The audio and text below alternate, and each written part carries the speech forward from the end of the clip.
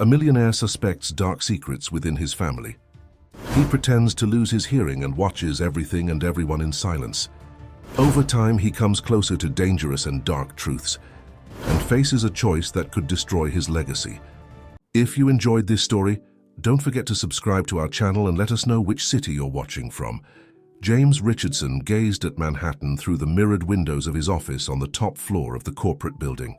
At 45, he commanded one of the largest business empires in the country, a legacy spanning generations that traced back to the Industrial Revolution. His fingers drummed on the mahogany desk as he recalled the conversation he had overheard the previous night during the weekly family dinner at their estate in Greenwich, Connecticut. "He needs to be contained," his sister Elizabeth whispered to someone in the hallway. "Things can't continue like this, or the entire legacy will be compromised." Those seemingly disconnected words wouldn't leave his mind. James had always prided himself on his sharp business intuition, and now that same intuition was warning him about something much bigger, unfolding in the shadows of his own family. The Richardson mansion, built in the 1940s, held more secrets than anyone could imagine. James grew up among its labyrinthine corridors and sumptuous halls, observing the intricate power relationships that developed around him. His mother, Eleanor Richardson, reigned supreme over that small empire, controlling every aspect of family life with an iron fist in a silk glove. In recent months, James had begun to notice subtle changes in his relatives' behavior. Conversations that abruptly ceased when he arrived, exchanged glances during meals, documents that mysteriously disappeared from his desk. At first, he attributed everything to business stress, but now, a sound interrupted his thoughts. Margaret, his secretary of 15 years, entered the room with a folder of documents. "Mr. Richardson, your mother called. She insists on your presence at dinner tonight. She said there are important matters to be discussed." James nodded, perceiving in the message's subtext Eleanor's authoritative tone. His mother never insisted, she commanded, even though her commands sounded like gentle suggestions. "Let me know when you'd like me to continue with the next part of the translation and adaptation." It was then that an idea began to form in his mind. A risky idea, but one that could reveal what was happening behind the silk curtains of the Richardson mansion. If his family members were plotting something, they needed to feel safe to speak openly. "Margaret," he called, "cancel my appointments for tomorrow. I'll need to have some medical tests done." The secretary looked at him with concern, but James was already immersed in his plans. He would need to be convincing, meticulous. A sudden hearing loss would be his entry into a world of long-held secrets. That night, upon arriving at the mansion, James observed every detail more closely. Santos, the butler who had served the family for 3 decades, seemed tenser than usual. His sister Elizabeth whispered with her husband Richard in the conservatory, and his nephew Lucas, usually so close, could barely look him in the eye. Eleanor presided over the dinner table as always, her impeccable posture and penetrating gaze studying every movement of those present. James noticed how she controlled the conversation, directing topics and silences with the mastery of a conductor. "James, darling," Eleanor began, her melodious voice carrying a tone he knew well, the prelude to something important. "We need to discuss the future of the family business. There are decisions that can no longer be postponed." It was at this moment that James noticed a subtle movement among those present. Glances were exchanged, crystal glasses were raised like small shields. There was something bigger at stake, something that went beyond the usual family manipulations. "Of course, Mother," he replied, keeping his voice neutral. "But if you'll allow me, I'm feeling a bit unwell. Perhaps we can continue this conversation another time." The first act of his performance was about to begin. The next day, James would start his journey into the world of silence, a hidden observer in the shadows of his own home. Little did he know that his decision to feign deafness would open doors to secrets he might prefer not to know. As he retreated to his quarters, he could feel the weight of his mother's gaze on his back. Eleanor Richardson was not easily fooled, and James knew he would need all his cunning to maintain the charade he was about to begin. The game was just starting, and the rules were far more complex than he could imagine. In the solitude of his room, James began to plan every detail of his new condition. He would need to be meticulous, convincing in every gesture and reaction. Silence would be his weapon, and patience his ally. As he watched the night through the window of his suite, a certainty grew in his chest. There was no turning back after the next dawn. The news of James Richardson's sudden hearing loss spread through the mansion like wildfire. The doctors, carefully chosen and generously paid, confirmed a convenient diagnosis: severe auditory stress, possibly temporary, but with no guarantees of recovery. Eleanor organized a family meeting in the grand hall, her delicate hands holding a crystal glass as she explained the situation.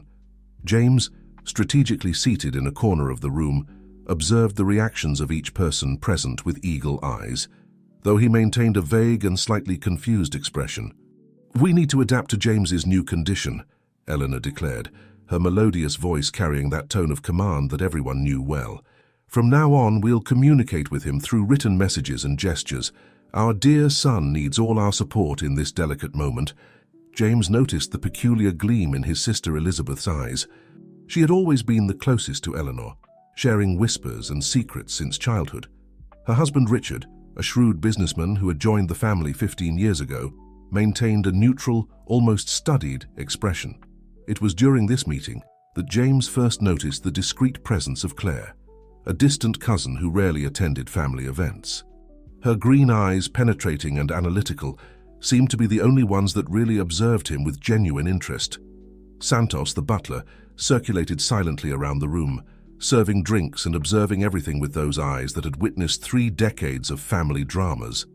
James noticed how he hesitated slightly when passing by certain family members, as if carrying the weight of secrets he preferred not to know. "Mother," Elizabeth interrupted, her voice too sweet to be sincere, "what about the business? James can't continue managing everything in this condition." Eleanor raised a perfectly delineated eyebrow. "For now, nothing changes. James will remain in charge with necessary adaptations. Richard can assist him in face-to-face meetings." James noticed the slight tremor in the corner of Richard's lips. Frustration or anticipation? Alliances within the family had always been fluid, changing with the tides of power and money. After the meeting, as everyone dispersed, Claire approached James. Without saying a word, she handed him a carefully folded note. "Not everything is as it seems," the message said in her elegant handwriting. "We need to talk. Conservatory midnight." The rest of the day passed in a carefully choreographed dance. James maintained his absent expression while absorbing every detail around him. He observed how his niece Marina, Elizabeth's daughter, chatted animatedly on the phone in the garden, lowering her voice whenever someone approached. He saw Richard make 3 mysterious calls from the office, always checking if he was alone before. The most intriguing, however, was his mother's reaction. Eleanor maintained her usual routine, but James noticed how she occasionally studied him when she thought he wasn't paying attention.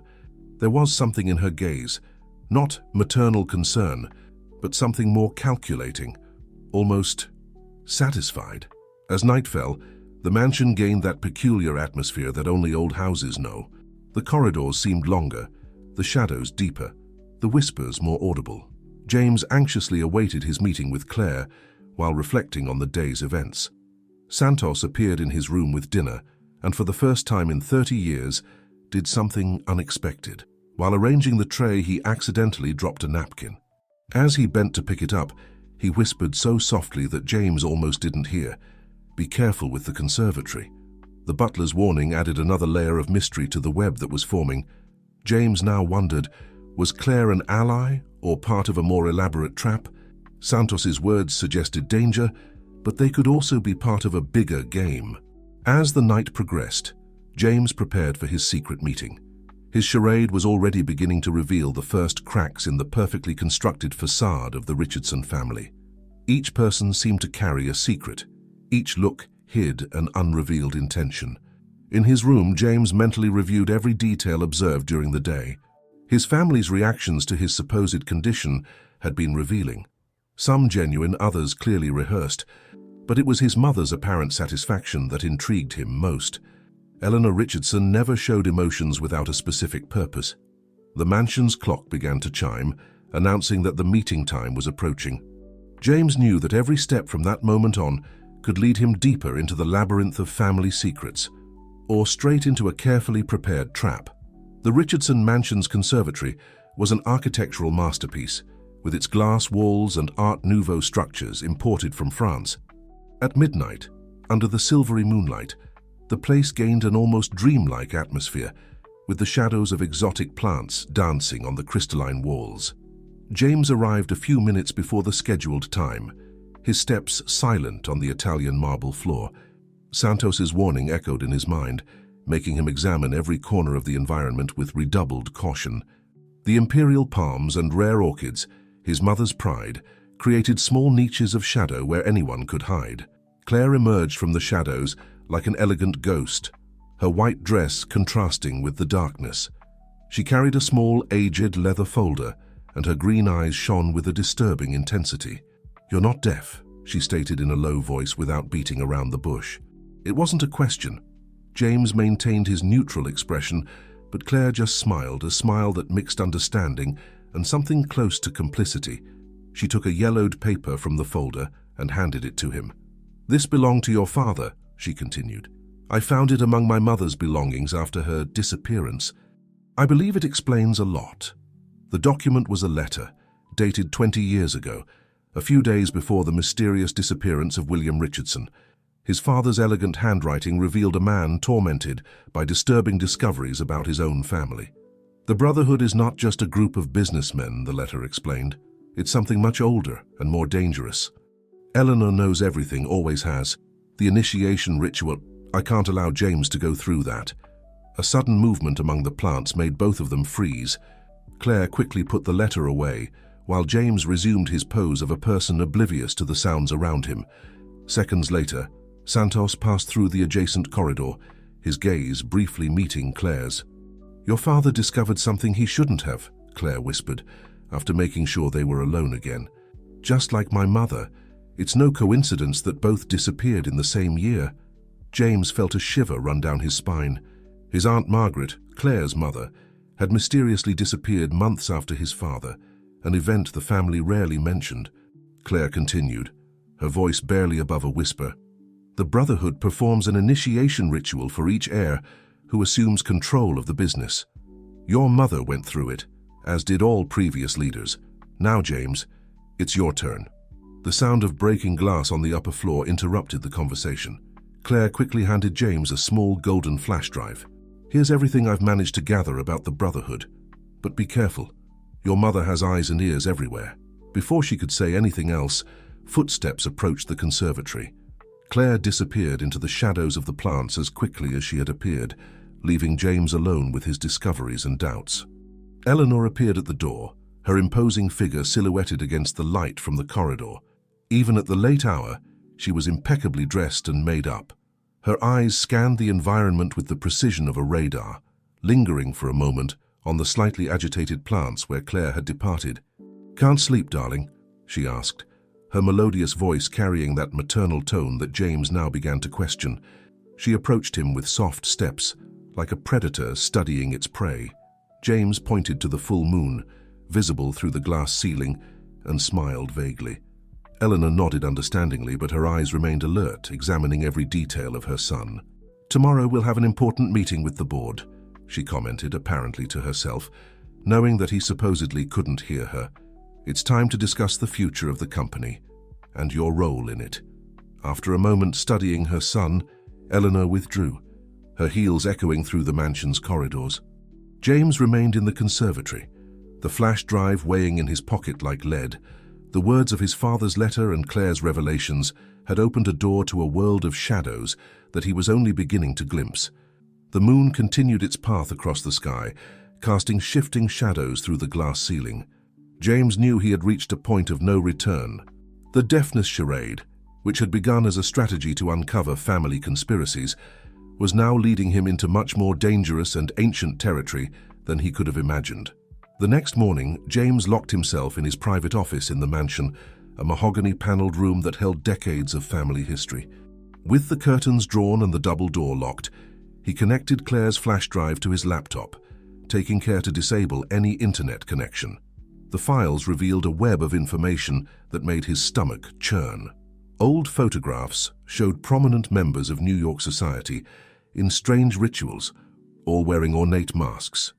In one of them, dated 1985, he recognized his mother, younger, wearing a red dress and a golden mask. A particularly interesting document caught his attention, the transcript of a diary belonging to his grandfather, Augustus Richardson. The pages detailed the workings of the Brotherhood and its true purpose, not just controlling fortunes, but manipulating the very fabric of power in society. The initiation ritual is not just symbolic, one excerpt said.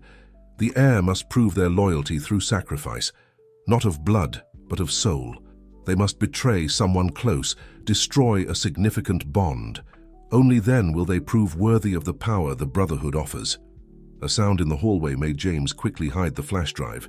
Santos entered after 3 discreet knocks, bringing a tray with coffee. But there was something different about his posture. The butler seemed tenser than usual. "Excuse me, sir," said Santos, placing the tray on the desk. While arranging the cups, he discreetly slipped a note under the saucer. "Your mother requests your presence in the main hall in an hour." After the butler's departure, James opened the note with trembling fingers. "Not all employees are loyal to Mrs. Eleanor. Look in the library archives about the Margaret case. Drawer 7, red folder." The Richardson Library occupied an entire wing of the 2nd floor, its floor-to-ceiling shelves guarding not only books, but also the documented history of the family. James found the red folder exactly where Santos had indicated. The content was explosive. Newspaper clippings about his Aunt Margaret's disappearance, suspicious bank documents, and a series of letters exchanged between her and William, his father. The correspondence revealed that both had discovered something disturbing about the Brotherhood, something related to an initiation ritual that had gone terribly wrong in the 1960s. An old photo fell from the folder. It showed Eleanor, still a teenager, next to her older sister, Christine. James had never met his Aunt Christine. According to the official story, she had moved to Europe. But a note on the back of the photo told a different story. Christine Richardson, 1965, ritual unforeseen consequences. The mansion clock chimed, reminding James of his appointment in the main hall. Carefully storing the documents, he realized that the pieces were starting to fit together, forming a much darker picture than he had imagined. On the way to the hall, he crossed paths with his niece Marina, who was nervously talking on the phone. Upon seeing him, she quickly ended the call, but not before James caught some loose words: ritual and preparations. The main hall was occupied by practically the entire family. Eleanor presided over the meeting from her favorite armchair, a Victorian piece that looked more like a throne. Elizabeth and Richard sat close to her, while other relatives strategically occupied the space. "James," Eleanor gestured for him to approach, speaking louder and more clearly due to his supposed condition. "It's time to discuss the future of the family business." As he settled in, James noticed Claire observing everything from a discreet corner of the hall. Her gaze conveyed a clear message: be careful. The meeting that was about to begin was not just about business. It was the first step of something much bigger. Eleanor began presenting a series of documents, all related to the restructuring of Richardson Enterprises. But James, now aware of the hidden secrets, perceived the subtext in each proposal, each suggestion. It wasn't just a corporate reorganization, it was preparation for something more. The power game was just beginning, and James knew that his charade would need to be more convincing than ever. For now, he wasn't just uncovering family secrets. He was about to face a secular organization that had shaped destinies for generations. The meeting in the main hall stretched on like a chess game where every move was meticulously calculated. James observed those present through his mask of auditory alienation, perceiving nuances that previously went unnoticed. His mother, Eleanor, conducted the presentation with the grace of a maestro, but her studied gestures hid a much more complex agenda. "The restructuring will require significant changes in the board," Eleanor wrote on a notepad, showing it to James. "Richard will temporarily assume some of your responsibilities, considering your current condition." James noticed the gleam of triumph in his brother-in-law's eyes, quickly masked by an expression of professional concern. Richard was a skilled player, but James's years of observation in the corporate world had taught him to read between the lines of the subtlest gestures. It was during a coffee break that something unexpected happened. Santos, while serving the drinks, stumbled slightly near Richard, spilling a few drops of coffee on his impeccable shirt. In the confusion that followed, James noticed a quick exchange of glances between the butler and Claire. "1,000 apologies, Mr. Richard," Santos murmured. his embarrassment seeming strangely calculated. "Allow me to fetch something to clean up." As Richard headed to the washroom to clean the stain, Claire took advantage of the general distraction to discreetly slip a note towards James. "Meet Santos in the wine cellar after dinner. He has information about 1965. The meeting continued with discussions about corporate mergers and asset reorganization, but James could barely concentrate. His mind was focused on the year mentioned in the note, 1965, the year of the mysterious ritual involving his Aunt Christine. At the end of the afternoon, as those present began to disperse, Eleanor made an announcement that sent chills down James's spine. "Next Saturday," she wrote on her notepad, showing it to everyone present, "we will hold a special celebration. A family tradition that cannot be postponed." James noticed how some of those present visibly tensed. Elizabeth squeezed Richard's hand tightly, while Claire maintained a carefully neutral expression. Only Marina, too young to understand the implications, seemed genuinely excited about the idea of a party. The hours that followed until dinner were filled with a palpable tension in the mansion. James observed an unusual movement of employees, all seeming busy with mysterious preparations. In his room, he found a newly arrived black suit from the tailor's on the bed with a note from his mother. "For Saturday, traditional." Dinner passed in a heavy silence, interrupted only by the tinkling of silver cutlery on French porcelain. Eleanor maintained her regal posture, occasionally casting penetrating glances in her son's direction. James wondered if she suspected his charade or if she was merely studying him as a crucial piece in her elaborate game of power. When the mansion clock struck 10, James headed to the wine cellar, a subterranean labyrinth of corridors filled with rare wines and even rarer stories. Santos was already waiting for him among the oak shelves, his wrinkled hands holding a dusty bottle. "This bottle," the butler began in a low voice, "belonged to your Aunt Christine. It was the last one she touched before the 1965 ritual." His eyes carried the weight of decades of guarded secrets. What happened that night changed everything. "Your mother, she wasn't the originally designated heir." James felt his heart race. The implications of that revelation were enormous. Santos continued, his voice barely above a whisper. "Ms. Christine discovered something about the Brotherhood, something that made her question the entire system. She planned to expose everything during her own initiation ritual. But on the night of the ceremony," the butler paused, his hands trembling slightly, "let's just say your mother proved to be more suitable for the Brotherhood's purposes." A noise of footsteps on the upper floor made Santos quickly regain his professional composure. "The wine you requested, sir," he said aloud, handing the bottle to James. "I hope it meets your approval." As he climbed the stairs from the cellar, James felt the weight of the revelations on his shoulders. Saturday's ritual wasn't just a tradition, it was a repetition of a dark cycle that had destroyed his family decades ago. And now he was about to become the next main actor in this macabre theater of power and betrayal. The days leading up to Saturday passed like a blur of frenzied activity in the Richardson mansion. James observed everything with attentive eyes, his deafness charade providing him with a freedom of movement and observation he had never had before. On Thursday, he noticed a discreet meeting between his mother and a group of men in suits he had never seen before. They arrived in cars with tinted windows and were received in Eleanor's private office, a room that had always been off-limits to the rest of the family. Through the half-open door, James caught fragments of a conversation about final preparations and guarantees of loyalty. That same night, while pretending to be absorbed in a book in the library, he overheard a heated discussion between Elizabeth and Richard. "We can't allow this to happen," Elizabeth whispered urgently. "James isn't ready. If he fails..." "We have no choice," Richard cut her off, his voice tense. "The Brotherhood has already decided. Interfering now would be too dangerous." James felt a chill run down his spine. What exactly did failing mean in this context, and what would be the consequences? On Friday, the eve of the ritual, the mansion was buzzing with an almost palpable energy. Employees circulated through the corridors carrying mysterious boxes and preparing rooms that normally remained closed. James noticed that some of these rooms had strange symbols carved on the doors, ancient designs that seemed out of place in the modern architecture of the house.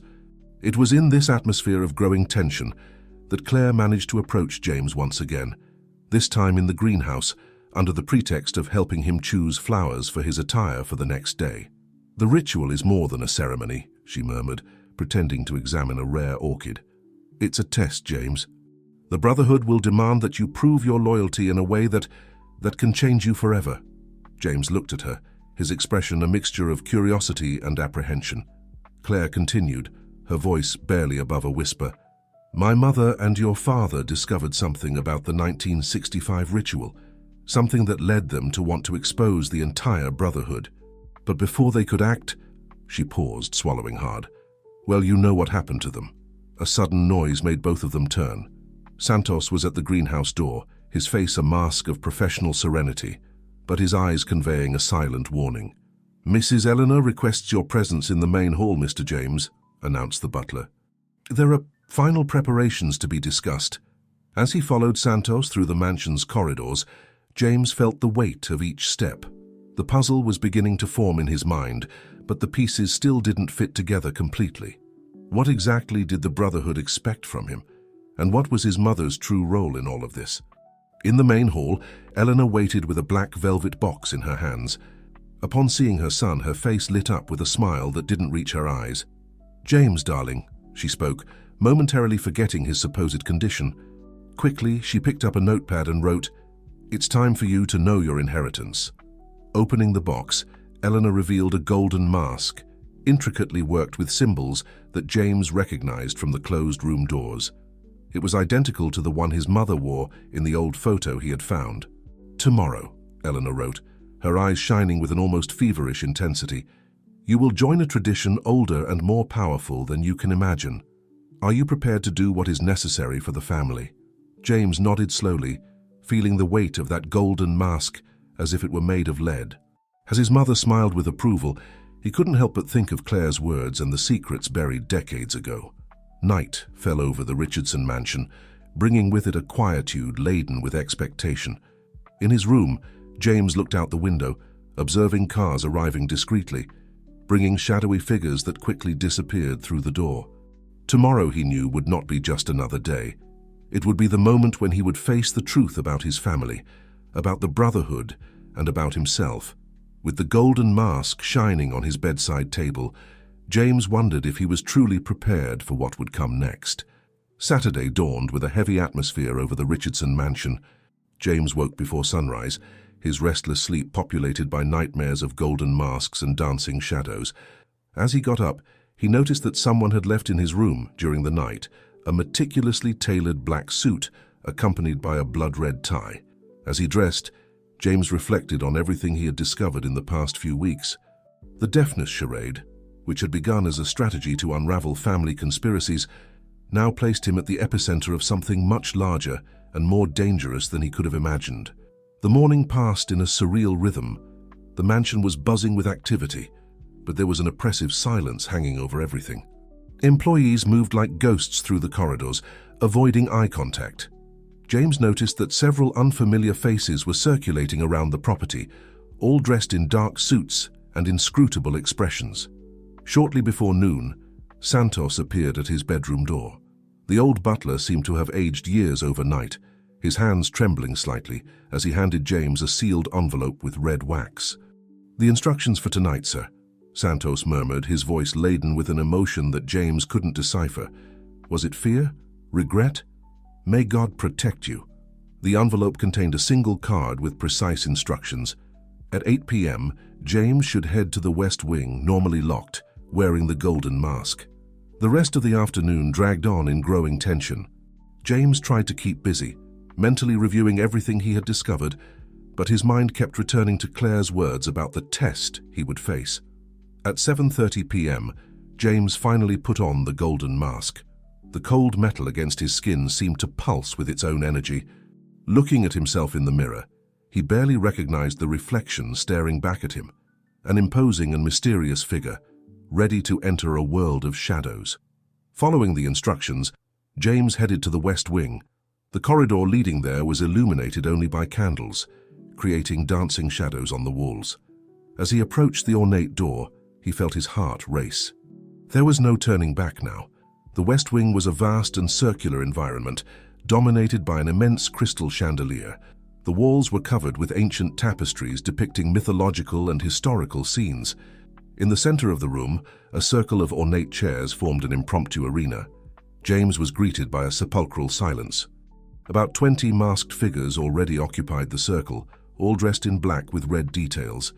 He immediately recognized his mother's haughty posture, Eleanor, seated in a chair slightly elevated above the others. "Welcome, James Richardson," announced a deep male voice coming from a masked figure to Eleanor's right. "Tonight you join a lineage of power that dates back centuries. The Brotherhood observes you, judges you, and challenges you." James felt all eyes converging on him. The atmosphere in the room was electric, charged with expectation and something else. Power. Threat. He couldn't define it. "To prove your worth and loyalty," the voice continued, "you will face a choice. A choice that will define not only your future, but the future of all those around you." Eleanor stood up, her golden mask reflecting the candlelight. "My son," she spoke, her voice echoing through the room. "The Brotherhood demands sacrifice, not of blood, but of soul. To ascend, you must be willing to sacrifice something or someone." James's heart raced.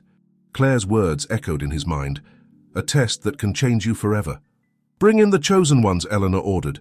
The side doors of the room opened, and James felt the air leave his lungs. Led by masked figures, Claire and Santos entered. Both looked disoriented, their eyes wide with fear and confusion. "Your choice, James," declared the deep voice, "is simple but impossible. To prove your loyalty to the Brotherhood and assume your rightful place, you must choose one of them to be removed permanently." The room plunged into a deafening silence.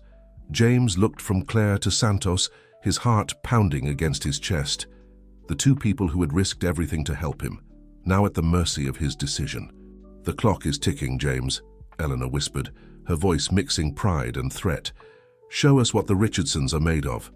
At that moment, facing the moral abyss before him, James realized that the true nature of the Brotherhood's power was about to reveal itself, and his response would define not only his destiny, but potentially the future of everyone around him. Time seemed to have frozen in the West Wing. James, protected by the golden mask, felt the weight of all eyes upon him. Claire and Santos, both pale and visibly shaken, stared at him with a mixture of fear and hope. The air was heavy with tension, almost suffocating. It was at this critical moment that James realized his deafness charade had become his greatest weapon. No one there except perhaps his mother suspected that he could hear. This gave him an advantage, however small.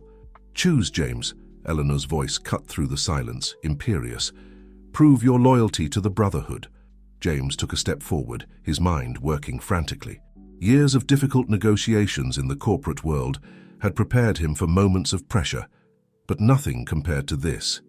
He knew he needed to buy time, find a way out that didn't involve sacrificing anyone. With deliberately slow gestures, James pointed to himself, then to his ears, indicating his supposed inability to hear. The momentary confusion that followed was exactly what he needed. Eleanor approached, preparing to write instructions, but James interrupted her with a gesture. Slowly, he removed his golden mask, revealing a determined but serene face. "I choose," he said, his voice clear and firm, echoing through the room, provoking gasps of surprise. "To reject this cruel test." A murmur of shock ran through the masked assembly. Eleanor took a step back, her posture revealing a mixture of surprise and pride. "You speak of power and tradition," James continued, his voice gaining strength. "But true power lies in breaking destructive cycles, not perpetuating them. I refuse to sacrifice innocence to prove my worth." The man with the deep voice who had spoken earlier stood up. "You dare challenge centuries of tradition. The Brotherhood demands sacrifice." "And I offer one," James replied, facing each masked figure. "The sacrifice of my own ambition in the name of integrity.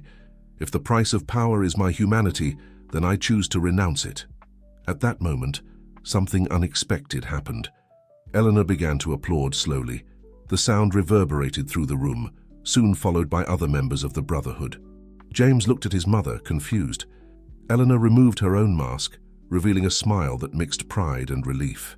"My son," she said, her voice choked with emotion, "you have passed the true test." The atmosphere in the room changed dramatically. Members of the Brotherhood began to remove their masks, revealing faces ranging from shock to admiration. "The ritual," Eleanor explained, approaching James, "has always been about moral choice, not cruelty. Generations ago, when greed began to corrupt our organization, we instituted this test.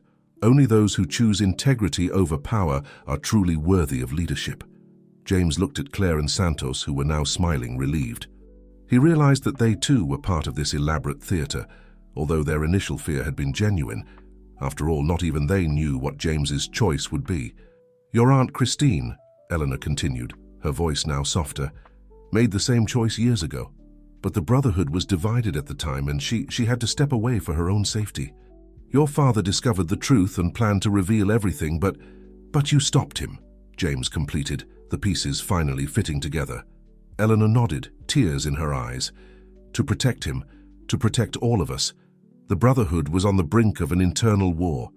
Your father, he understood in the end. He chose to step away, like Christine. The West Wing, once a stage of tension and fear, now seemed to vibrate with a different energy." Members of the Brotherhood approached, congratulating James, sharing stories of their own tests. "And now?" James asked, still processing everything that had happened. "Now," Eleanor replied, placing her hand on her son's shoulder, "we begin the true journey. The Brotherhood needs reform, a new vision, and you, my son, have proved to be exactly the leader we need." As the night progressed, James realized he was on the threshold of a new era. The power now offered to him was not based on fear or manipulation, but on integrity and vision. The challenge that presented itself was monumental: to reform a secular organization, to balance tradition with progress, power with ethics.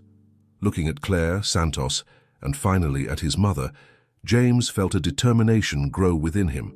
The path ahead would be difficult, but he would not be alone. The true journey, he realized, was just beginning. The days that followed the ritual were a whirlwind of revelations and changes in the Richardson mansion. James, now aware of his new role as a reformer of the Brotherhood, dove headfirst into the task of understanding the true extent and influence of the organization. On a sunny morning, a week after the ritual, James found himself in the mansion's library, surrounded by ancient books and documents detailing the Brotherhood's centuries-old history. Claire and Santos accompanied him, both now openly involved in assisting him on this new journey. "It's fascinating," James commented, leafing through a leather-bound tome. "The Brotherhood began as a force for good, uniting influential families to guide the country's development ethically." Claire nodded, pointing to a series of old photographs. "But over time, power corrupted some members. The test you faced was instituted about 50 years ago, when they realized they needed a more rigorous moral filter." Santos, who was arranging a coffee tray, added, "Not everyone passed the test over the years. Some chose power over integrity and were subtly removed from positions of real influence." James reflected on the implications. The Brotherhood wasn't just an elite organization. It was a hidden force that had shaped much of the country's recent history. And now he was in a position to redefine its course. That afternoon, Eleanor convened an extraordinary meeting in the West Wing. Brotherhood members from across the country arrived discreetly, many curious about the young man who had challenged and, at the same time, reaffirmed the organization's deepest traditions. "My friends," Eleanor began, her voice carrying the weight of authority, "we stand on the threshold of a new era. My son James has not only passed the test of integrity, but has reminded us of the true purpose of our union." James stood up, facing the sea of expectant faces. "The Brotherhood has the power to shape the future of our nation," he declared, his voice firm. "But with great power comes great responsibility. I propose a reform, a return to the original ideals of our foundation." Over the next few hours, James outlined his vision: greater transparency within the organization, a renewed focus on social and sustainable development projects, and an unwavering commitment to ethics in all decisions. Not everyone received the proposals with enthusiasm. Some older members expressed concern about such drastic changes. James, however, was prepared for the challenge. "Change is never easy," he argued, "but it is necessary. Our country faces unprecedented challenges. If we truly want to honor the legacy of our founders, we must evolve." As the debate heated up, James noticed allies emerging in unexpected places. Younger members of the Brotherhood, long eager for change, expressed their enthusiastic support. Even some of the older members, touched by James's sincerity and vision, began to reassess their positions. At the end of the meeting, which extended into the night, a consensus began to form. The Brotherhood would enter a transition phase with James leading a reform committee. As the members dispersed, Eleanor approached her son, her eyes shining with a mixture of pride and contained emotion.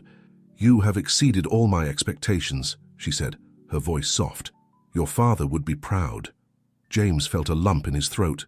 Dad and Aunt Christine, are they still—" Eleanor nodded slowly. "Alive, yes. And now perhaps it's time to bring them back." In the weeks and months that followed, the Richardson mansion became the epicenter of a silent revolution. James, with the support of Claire, Santos, and a growing network of allies within the Brotherhood, began to implement gradual but significant changes. Education projects in underprivileged communities, environmental preservation initiatives, and corporate ethics programs began to flourish under the discreet guidance of the reformed Brotherhood. The organization, which had operated in the shadows for so long, began to use its influence in a more open and positive manner. On an autumn afternoon, almost a year after the ritual that had changed everything, James was in his office when he heard a commotion in the entrance hall. As he went out to investigate, his heart nearly stopped. There, being received by a tearful Eleanor, were his father, William, and his Aunt Christine. The reunion was emotional and cathartic. Years of forced secrets and separations crumbled in an embrace that seemed to contain the entire history of the Richardson family. "You've done what we only dreamed was possible," said William, his voice choked with emotion, looking at his son with undeniable pride. Christine, her eyes shining with the wisdom of someone who had faced exile for her convictions, added, "True change begins with a courageous choice, and you, James, made that choice." That night, gathered on the mansion's veranda, the Richardson family, now complete and united, watched the sunset. James reflected on the incredible journey that had brought him here. What had begun as a charade to uncover family secrets had transformed into an opportunity to rewrite the destiny not only of his family, but potentially of an entire country. As the stars began to dot the night sky, James felt a deep sense of purpose and responsibility. The path ahead would still be challenging, full of obstacles and resistance, but now he knew he wasn't alone.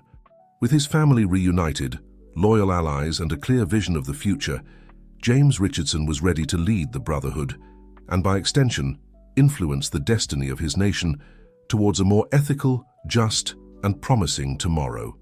The sound of his family's laughter and the soft murmur of the night breeze were a silent promise.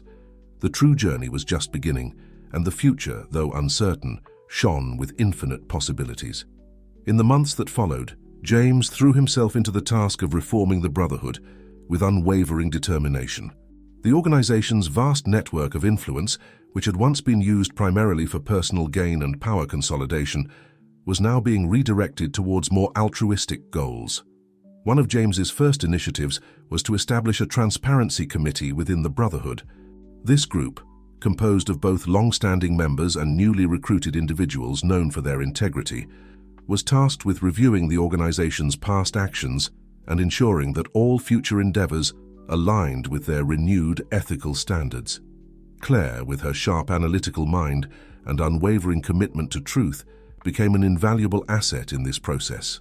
She tirelessly combed through decades of Brotherhood records, uncovering both the noble deeds and the darker chapters of the organization's history.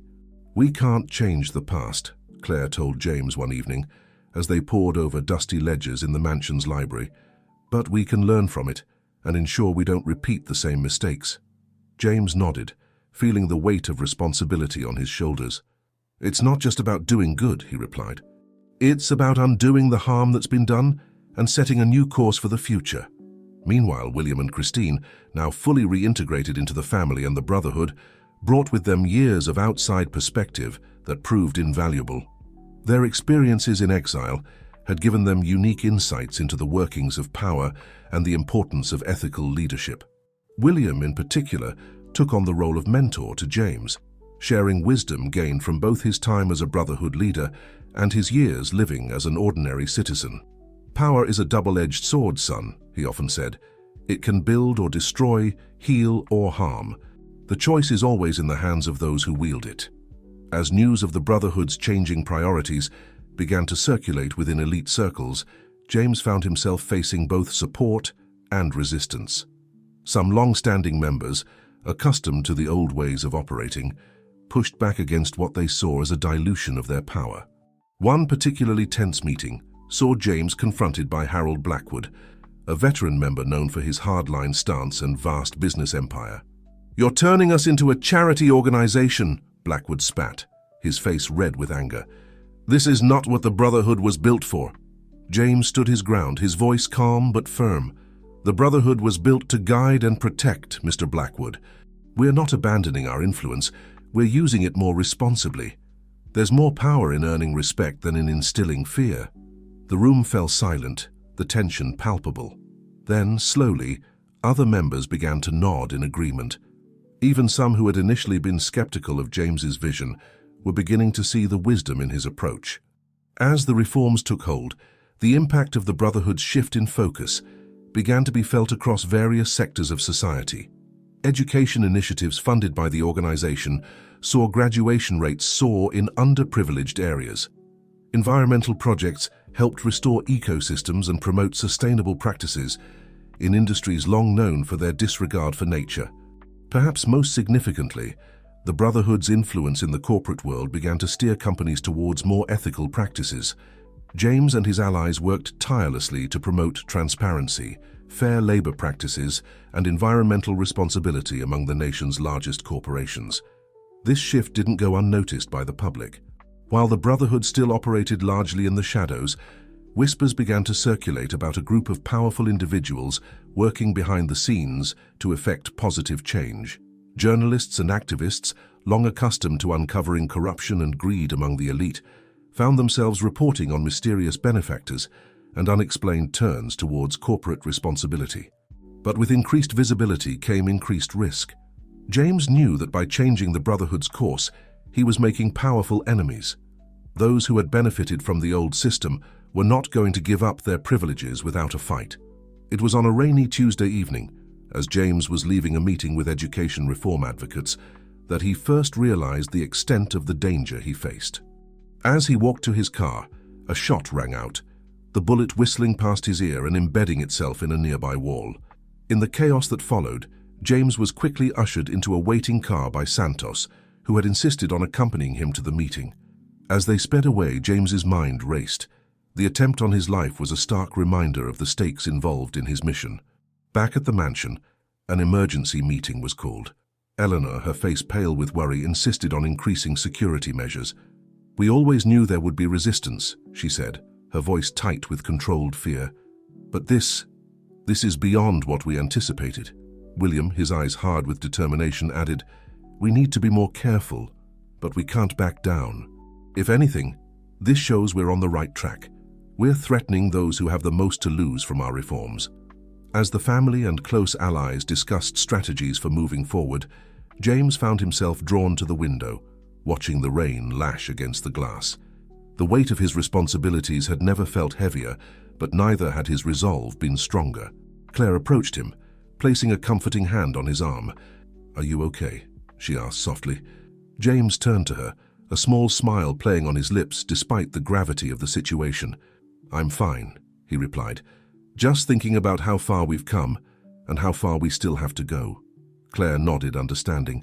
"It's not going to be easy," she said, "but you're not alone in this. We're all with you every step of the way."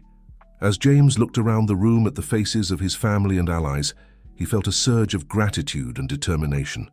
The path ahead was dangerous and uncertain, but the cause was just. The Brotherhood, under his leadership, had the potential to shape a better future for millions. It was a responsibility he couldn't and wouldn't shy away from. The assassination attempt marked a turning point in James's leadership of the Brotherhood. Security measures were tightened, and a new level of caution permeated all of the organization's operations. But rather than cow James into submission, the incident only strengthened his resolve. In the weeks that followed, James doubled down on the Brotherhood's reform efforts. He initiated a series of clandestine meetings with key figures in politics, business, and civil society, working to build a coalition of individuals committed to positive change. One such meeting took place in a secluded cabin in the Adirondacks. James, accompanied by Claire and a small security detail, met with Senator Lisa Hawthorne, a rising star in national politics known for her integrity and progressive policies. "Senator," James began, once they were seated in the cabin's cozy living room, "I know you've heard whispers about our organization. I'm here to confirm those whispers and to invite you to join us in our mission." Senator Hawthorne leaned forward, her eyes sharp with interest. "I've heard many things, Mr. Richardson. Some call you guardian angels, others puppet masters. Which is it?" James smiled wryly. "Perhaps a bit of both in the past, but we're working to be more of the former and less of the latter. We have resources, influence, and a commitment to using them for the greater good. What we need are allies in positions of power who share our vision." Over the next few hours, James laid out the Brotherhood's new direction, their successes and challenges, and their hopes for the future. Senator Hawthorne listened intently, asking pointed questions and offering insights of her own. As the meeting drew to a close, the senator stood, extending her hand to James. "You're taking an enormous risk by revealing all this to me," she said, "but I believe in what you're trying to do. Count me in." This meeting, and others like it, began to form a web of alliances that would prove crucial in the months and years to come. The Brotherhood was no longer operating solely from the shadows, but was actively engaging with those who could help effect change on a broader scale. However, as the Brotherhood's influence grew, so did the opposition. James and his allies found themselves engaged in a complex chess game against those who sought to maintain the status quo. Corporate leaders whose profits were threatened by new ethical standards, politicians who feared losing their grip on power, and rival secret societies all posed significant challenges. One particularly formidable opponent emerged in the form of Marcus Blackwood, Harold Blackwood's son and heir to the Blackwood business empire. Young, charismatic, and ruthlessly ambitious, Marcus represented a new generation of resistance to the Brotherhood's reforms. James first encountered Marcus at a charity gala in New York City. As they shook hands, the tension was palpable. "My father speaks very interestingly of you, Mr. Richardson," Marcus said, his smile not quite reaching his eyes. "I'm sure he does," James replied evenly. "I hope we can find common ground, Mr. Blackwood. There's room for profit and ethics to coexist." Marcus's smile turned cold. "Ethics don't build empires, Mr. Richardson, but I suppose we'll see whose vision for the future prevails." As Marcus walked away, Claire, who had been standing nearby, approached James. "He's going to be trouble," she murmured. James nodded grimly. "Yes, but he's also a symbol of why our work is so important. We need to show people like Marcus that there's a better way to wield power and influence." The confrontation with Marcus Blackwood was just the beginning of a new phase in the Brotherhood's journey. As word of their reformist agenda spread, both allies and enemies multiplied. James found himself navigating an increasingly complex landscape of relationships, rivalries, and shifting allegiances. One of the most significant challenges came in the form of a coordinated attack on the Brotherhood's financial interests. A series of seemingly unrelated events, sudden stock market fluctuations, unexpected regulatory investigations, and smear campaigns in the media began to threaten the economic foundations of many Brotherhood-affiliated businesses. James and his team worked tirelessly to counter these attacks. Claire's analytical skills proved invaluable as she traced the patterns of the attacks back to a coalition of opposed interests, including the Blackwood Empire. "They're trying to starve us out," Claire explained during an emergency meeting in the mansion's war room. "If they can undermine our financial base, they think they can force us back to the old ways of operating." William, who had been poring over financial reports, looked up with a glint of determination in his eyes. "Then we need to show them that our strength doesn't just lie in our bank accounts. It's time to call in some favors." Over the next few weeks, the Brotherhood activated its network like never before. Allies in the media began to counter the negative narratives. Friendly politicians introduced legislation to protect ethical business practices. And, perhaps most importantly, a grassroots campaign was launched to educate the public about corporate responsibility and sustainable development. The battle was fought not just in boardrooms and stock exchanges, but in the court of public opinion. James found himself thrust into the spotlight, giving interviews and speeches to rally support for the Brotherhood's vision. During one particularly crucial television interview, James faced off against a skeptical journalist known for his hard-hitting style. "Mr. Richardson," the journalist began, "your critics say that your organization's recent activities are nothing more than a PR stunt, a way to maintain power while appearing benevolent. How do you respond?" James leaned forward, his gaze steady. "I would say that actions speak louder than words.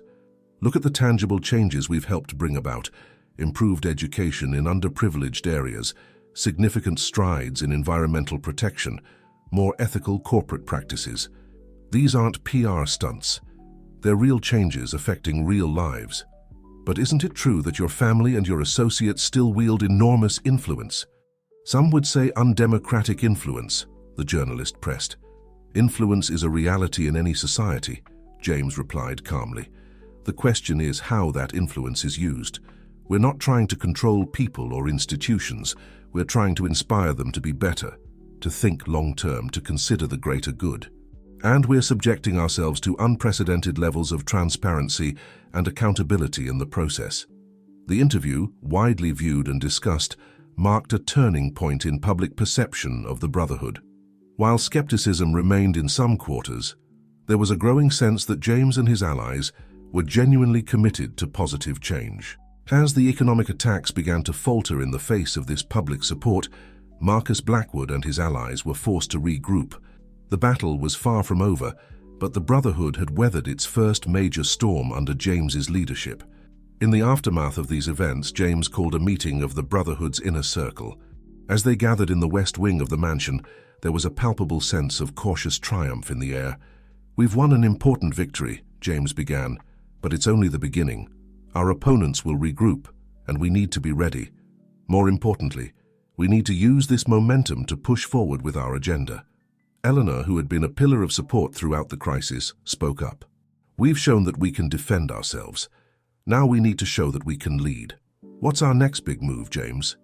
James smiled, a look of determination in his eyes. "Education," he said firmly. "We've made strides, but I want to launch a major initiative to revolutionize education across the country. Not just in terms of funding, but in terms of how and what we teach.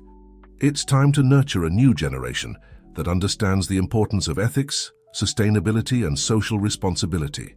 As the group began to discuss the details of this ambitious plan, James felt a renewed sense of purpose. The path ahead was still fraught with challenges, but he was more convinced than ever that the Brotherhood, under his leadership, had the potential to shape a better future for all. The education initiative quickly became the centerpiece of the Brotherhood's reform agenda. James envisioned a comprehensive overhaul of the education system, from early childhood programs to university curricula. The goal was not just to improve academic standards, but to instill values of ethical leadership, environmental stewardship, and social responsibility in the next generation. The first step was to assemble a task force of education experts, progressive thinkers, and Brotherhood members with relevant expertise. Claire took charge of coordinating this diverse group, her organizational skills proving invaluable in managing the various perspectives and ideas being put forward. One key member of the task force was Dr. Amelia Foster, a renowned education reformer who had long advocated for a more holistic approach to learning. Her inclusion was a coup for the Brotherhood, lending credibility to their efforts and bringing fresh insights to the table. "We need to move beyond the industrial model of education," Dr. Foster explained during one of the early planning sessions. "Our schools should be nurturing critical thinking, emotional intelligence, and a sense of global citizenship alongside traditional academic skills." James nodded in agreement. "And we need to ensure that these opportunities are available to all students, regardless of their background or economic status. Education should be a great equalizer, not a perpetuator of inequality." As the plans for the education initiative took shape, James and his team faced the challenge of implementation. They knew that reforming the education system would require navigating a complex web of state and federal regulations, teachers' unions, and entrenched interests. To address this, the Brotherhood began a multi-pronged approach. They worked behind the scenes with sympathetic politicians to draft and support legislation that would pave the way for their reforms. At the same time, they launched a grassroots campaign to build public support for the initiative. Claire spearheaded the public relations effort, coordinating a series of town halls, educational seminars, and media appearances to explain the benefits of the proposed changes. James himself became a frequent speaker at education conferences and university events, passionately advocating for a new approach to learning.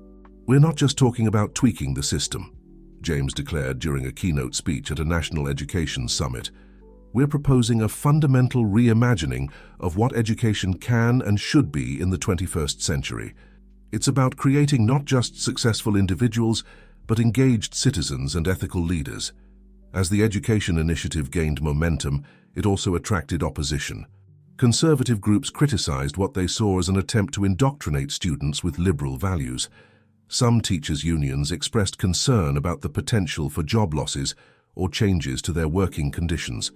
Marcus Blackwood, still smarting from his earlier defeat, saw an opportunity to rally opposition to the Brotherhood's plans.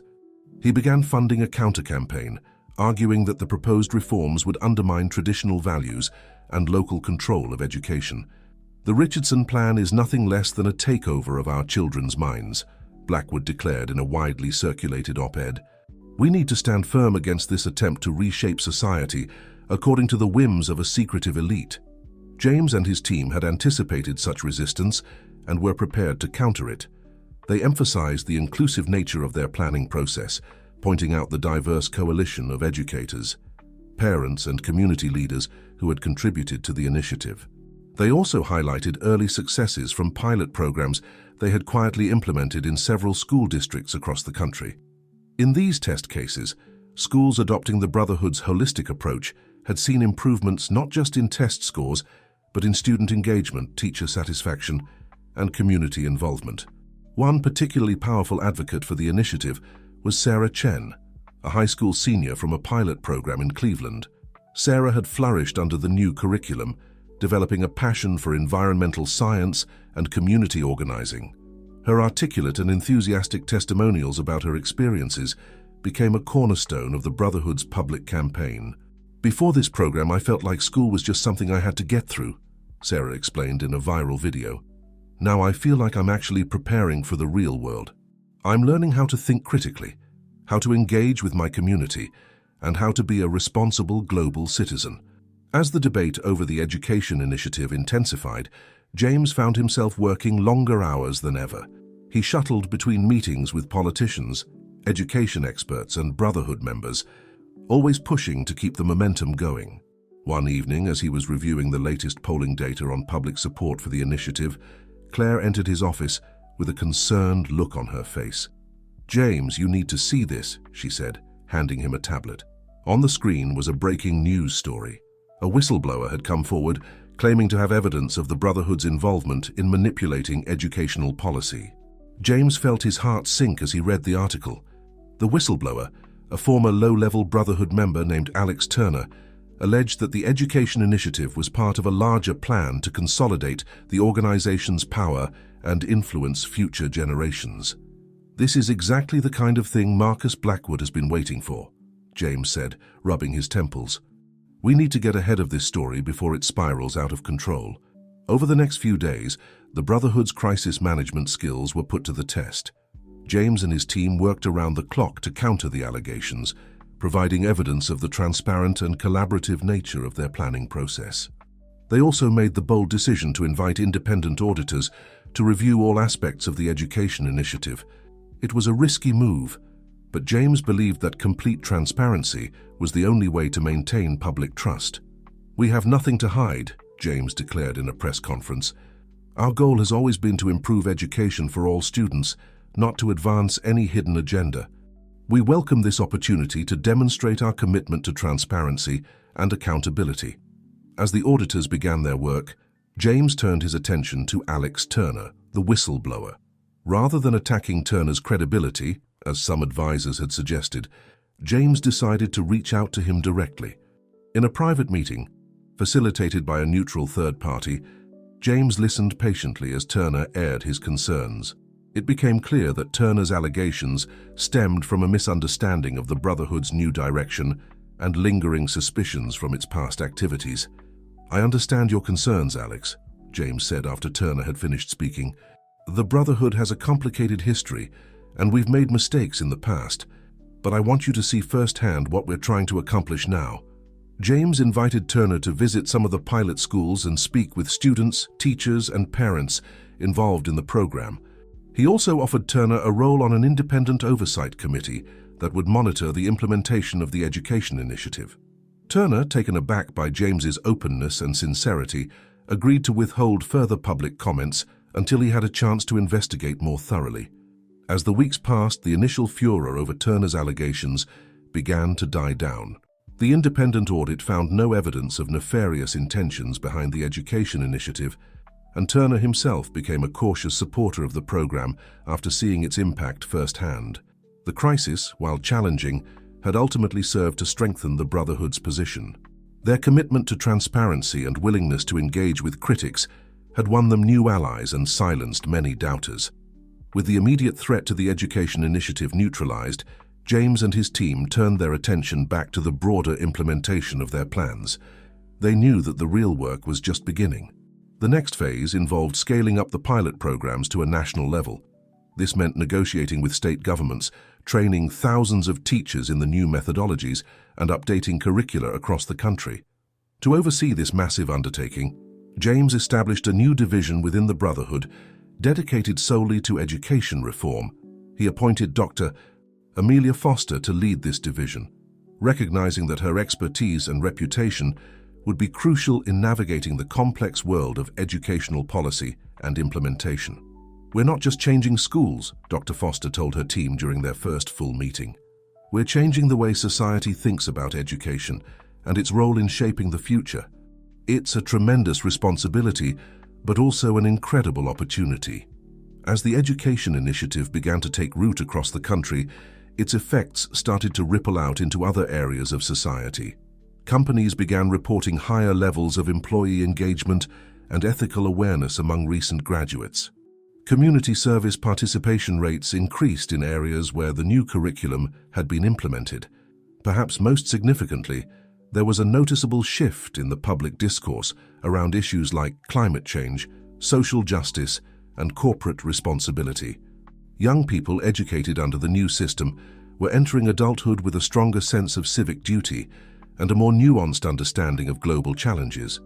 James watched these developments with a mixture of pride and humility. He knew that the Brotherhood's work was far from done, but seeing the tangible impact of their efforts was deeply satisfying. One afternoon, as he was leaving a meeting with education officials in Washington, D.C., James ran into Senator Lisa Hawthorne. The senator, who had become a key ally in pushing through education reform legislation, greeted him warmly. "James, I was hoping to catch you," she said. "I wanted to let you know that the latest education bill passed committee. It looks like it will have the votes to pass in the full Senate." James smiled, feeling a surge of optimism. "That's fantastic news, Senator. Thank you for all your hard work on this." Senator Hawthorne nodded, then lowered her voice. "There's something else I wanted to discuss with you, in private if possible." Intrigued, James followed the senator to her office. Once inside, she turned to him with a serious expression. "James, your work with the Brotherhood has been incredible. The changes you've initiated, especially in education, are reshaping our country for the better. But I think it's time to consider taking things to the next level." James raised an eyebrow, curious. "What do you mean, Senator?" Hawthorne took a deep breath before continuing. "I'm planning to run for president in the next election, and I want you to be my running mate." The proposal caught James completely off guard. He had always seen the Brotherhood's role as working behind the scenes, influencing rather than directly wielding political power. The idea of stepping into such a public role was both exhilarating and terrifying. "Senator, I'm honored, but that's a big step. The Brotherhood has always operated in the shadows. Going public like this would change everything." Hawthorne nodded, understanding. "I know it's a lot to consider, but think about what we could accomplish. The reforms you've started could be accelerated and expanded. We could bring the Brotherhood's ethos of ethical leadership and long-term thinking to the highest levels of government." James promised to think it over, his mind already racing with the possibilities and potential pitfalls of such a move. As he left the senator's office, he knew that he was standing at another crossroads, one that could redefine not just his own role, but the entire future of the Brotherhood. The drive back to the Richardson mansion was a blur for James, his mind swirling with the implications of Senator Hawthorne's proposal.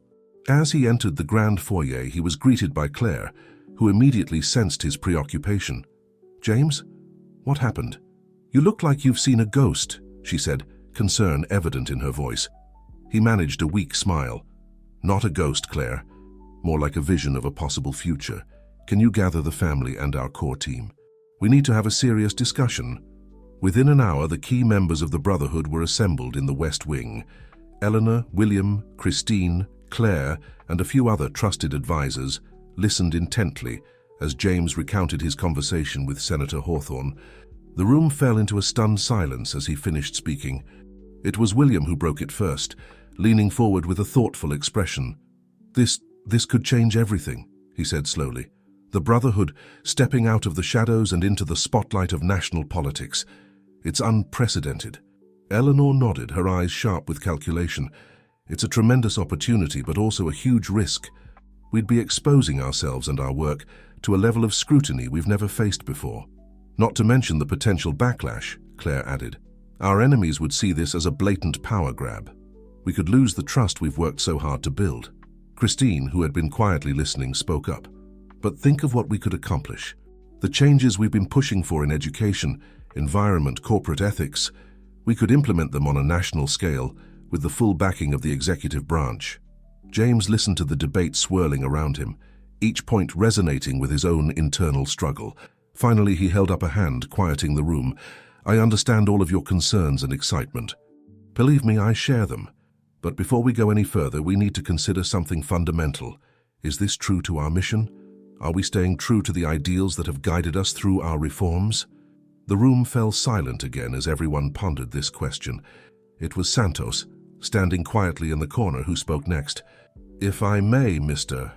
James," the old butler said, his voice carrying the weight of decades of observed wisdom. "The Brotherhood has always adapted to the needs of the time. When secrecy was needed, we stayed hidden. When reform was needed, we changed. Perhaps now, what the world needs is for us to step into the light fully." James nodded slowly, feeling the truth in Santos's words. "Thank you, Santos. I think you've hit on something crucial. We need to evolve, but we must do so in a way that honors our principles." Over the next few days, intense discussions continued within the Brotherhood. Experts were consulted, scenarios were mapped out, and the potential ramifications of James entering public political life were analyzed from every angle. Throughout it all, James found himself repeatedly drawn to the mansion's library, to the section that held the earliest records of the Brotherhood's founding. He pored over the original mission statements, the guiding principles laid down by those first visionary leaders. One passage in particular stood out to him.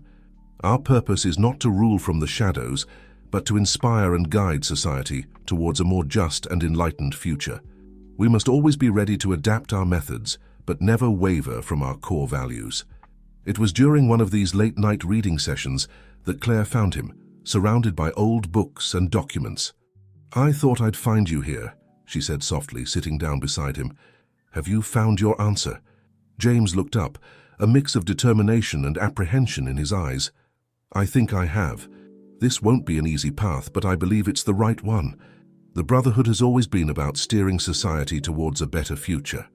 Maybe it's time we did that from the front, not just from behind the scenes." Claire nodded, a small smile playing on her lips. "I had a feeling you'd say that. For what it's worth, I think you're making the right choice. It's a big risk, but then again, when have you ever shied away from those?" James chuckled, feeling some of the tension leave his body.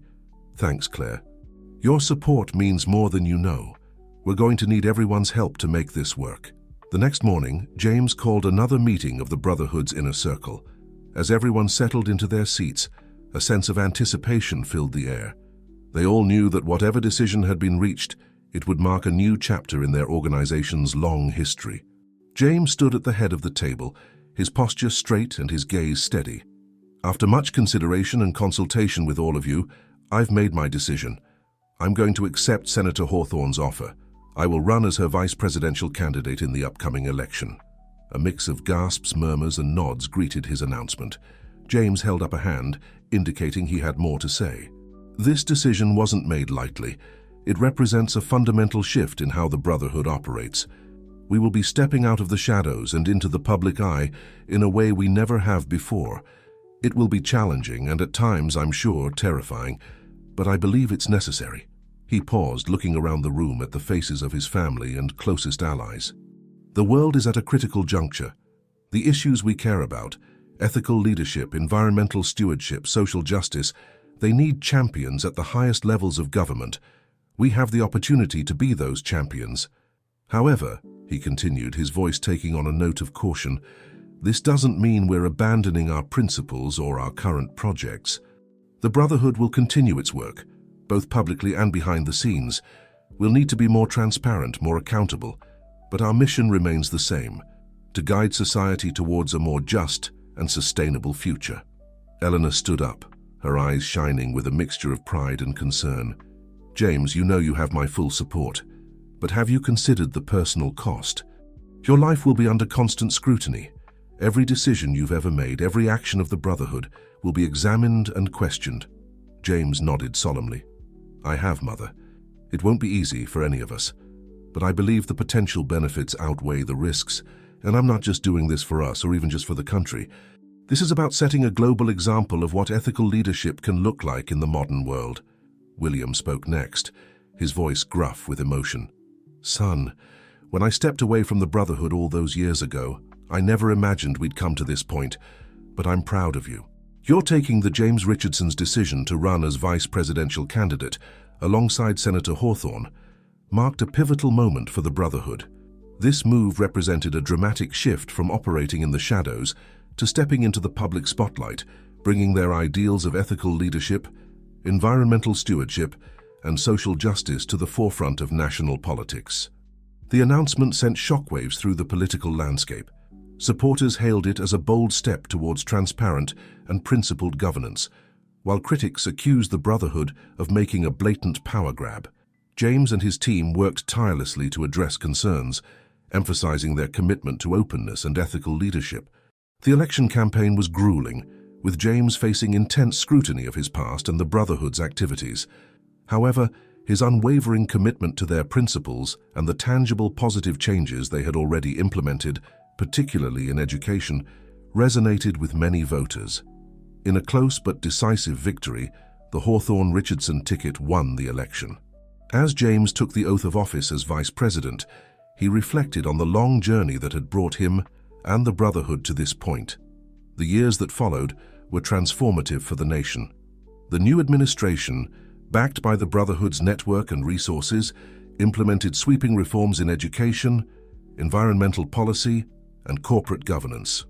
The education initiative, now rolled out nationwide, began to show promising results in creating a more engaged and ethically minded generation. However, the path wasn't without challenges. The Brotherhood's public role invited constant scrutiny and opposition. James and his allies had to navigate complex political landscapes, balancing their ideals with the realities of governance. Despite the challenges, the Brotherhood's influence continued to grow positively. Their model of ethical leadership began to inspire similar movements globally, creating a network of like-minded individuals and organizations committed to shaping a better future. As his term as vice president neared its end, James looked back on the incredible journey from his initial deafness charade to the highest echelons of power. He realized that while the methods had changed dramatically, the core mission of the Brotherhood remained the same: to guide society towards a more just, sustainable, and enlightened future. The story of James Richardson and the Brotherhood served as a powerful reminder that positive change, while often difficult and fraught with challenges, was possible when principled individuals dared to step forward and lead by example.